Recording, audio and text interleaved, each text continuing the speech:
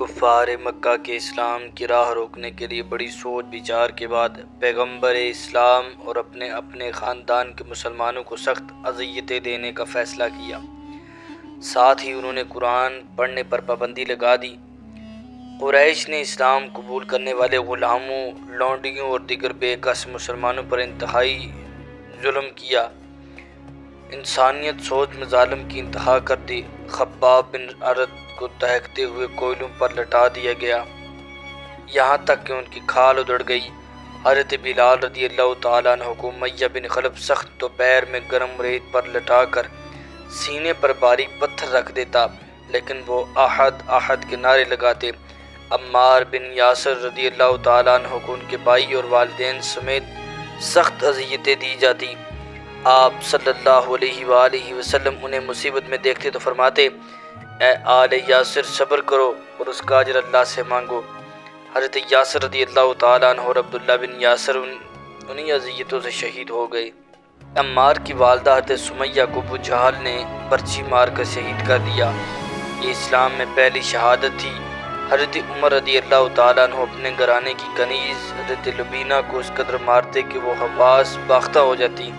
ابو جہل نے اپنی کنیز حضرت زنیرہ کو اس قدر مارا کہ ان کی بینائی جاتی رہی۔ حضرت ابو فقیہ صفوان بن امیہ کے غلام تھے۔ دونوں باپ بیٹا ان کو اس طرح سزائیں دیتے جس طرح حضرت بلال کو دیتے تھے۔ حضرت عمار بن فہیرہ کا آقا بھی انہیں بڑی سخت سزائیں دیتا تھا۔ حضرت ابوبکر رضی اللہ تعالیٰ عنہ سے ان مظلوموں کی حالت دیکھی نہ جاتی۔ وہ بے حس بے بس مسلمانوں کو ستم رسیدہ دیکھتے اور اسے خرید کر آزاد کر دیتے۔ انہوں نے حضرت بلال سمیت مسلم غلاموں اور لونڈیوں کو آزادی دلائی۔ اس بے کسی کے عالم میں آپ صلی اللہ علیہ وسلم مسلمانوں کی دلجوئی کرتے، رحمت خداوندی کی نوید دیتے اور انہیں صبر کی تلقین کرتے۔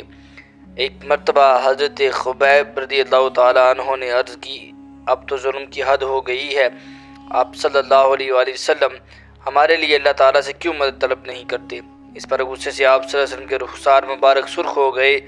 آپ صلی اللہ علیہ وسلم نے فرمایا، تم سے پہلی امتوں کے اہل ایمان پر یہاں تک گزری کہ انہیں گڑھے کھود کر ان میں گاڑ دیا گیا، آرے سے ان کے ٹکڑے کر دیے گئے، لیکن یہ بات انہیں توحید پرستی سے نہ روک سکی۔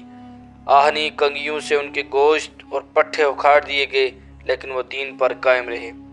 پھر آپ صلی اللہ علیہ وآلہ وسلم نے دعا فرمائی، یا الہی خبیب کی مدد فرما۔ قریش کے اعلیٰ خاندانوں کے مسلمان بھی کفار کے ظلم و ستم سے محفوظ نہ رہ سکے۔ حضرت عثمان رضی اللہ تعالیٰ عنہ کا چچا حکم بن العاص انہیں رسی سے باندھ کر مارتا، اور زبیر بن العوام کا چچا نوفل انہیں چٹائی میں لپیٹ کر دھو نہیں دیتا۔ حضرت عمر اپنے چچا زاد بھائی سعید بن زید کو رسی والے پکڑ کر مارتے۔ اپنی بہن حضرت فاطمہ کو انہوں نے مار مار کر لہو لہان کر دیا۔ خالد بن سعید کو قید میں رکھا گیا اور حبشہ چلے گئے۔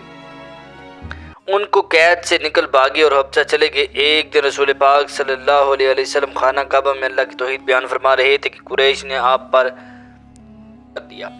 حارث بن ابی حالہ آپ کو بچاتے ہوئے شہید ہو گئے۔ مردوں میں پہلے شہید تھے۔ عبداللہ بن مسعود کو بیت اللہ میں سورۃ الرحمن کی تلاوت کرنے کے جرم میں سخت زد و کوب کیا گیا۔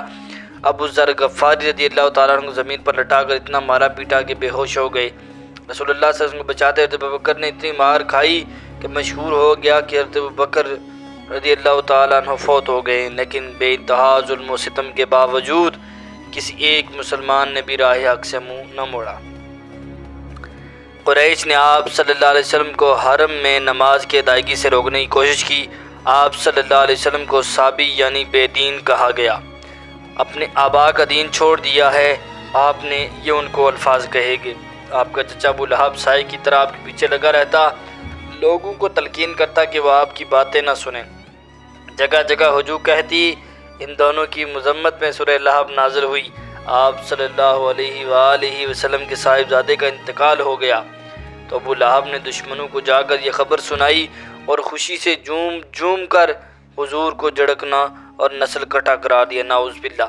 اس پر اللہ تعالیٰ نے سورۃ کوثر نازل کر کے اپنے محبوب کی دلجوئی کی۔ آپ کے گھر ہنڈیا پک رہی ہوتی تو آپ صلی اللہ علیہ وسلم کا پڑوسی عقبہ بن ابی معیط چھت پر سے اس میں غلاظت ڈال دیتا۔ آپ صلی اللہ علیہ وسلم نماز پڑھ رہے ہوتے تو آپ پر کوئی چھینک پھینک کر عبادت میں مخل دیتا۔ دین اسلام کی راہ میں انتہائی مشکلات، کٹھن معاملات آئے، کٹھن واقعات آئے، لیکن اللہ کے رسول نے اللہ کے حکم کو لوگوں تک پہنچایا اور دین اسلام کو پایۂ تخت پر۔